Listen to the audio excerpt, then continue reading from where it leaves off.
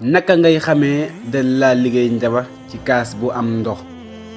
asalaamualeykum wa rahmatullahi wa barakaatuhu mbokk tey am nañ secret boo xam ne am na solo lool ay aaya ngay jàng nga xam ne yow am nga njabar wala amoo njabar wala am nga jinne wala amagoo jinne moom moo gën ñiy dem si ñoo xam ne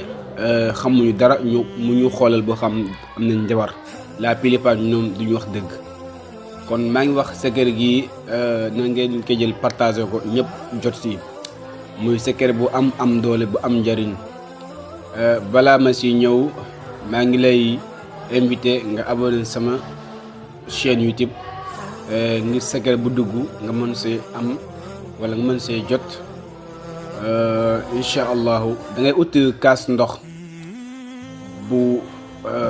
xaw a fees wala bu digg doom. mi laata loolu na nga jàpp daal jubal xibla jàng ci suratul fatiha boo jàng suratul fatiha nga jàng ayatu kursi boo jàng ayatu kursi daal di jàng aaya bi xaala Muusa maa jitum bihi sixru inna allaha sayubtulu boobu nga daal koy répété 7 fois daa koy jox ki nga xam ne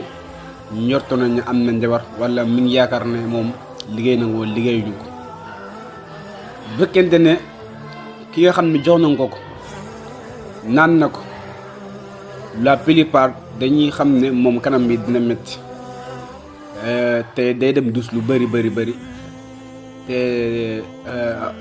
dina yëg loo xam ne daal daan ko yëg loolu boo ko gis rek mandarga yooyu rek dugal sa bopp gaaw nga xam ne njabar a ngi ci yow. bu fekkee ne du njabar na nga xam ne kon am na nit ci yow côté jinne nga dem ut ñaan ngir loolu saafaraw loolu mooy li gan. kon ma répété waat ko aaya yi suratul fatiha ngay jàng ayatul kursi ak xoola Muusa maa jitum bihi sixru inna allaha sayubtilu nga répété ko sayubtilu bi 3 fois. incha allah wasalaamu aleykum wa rahmatullahi wa barakaatu.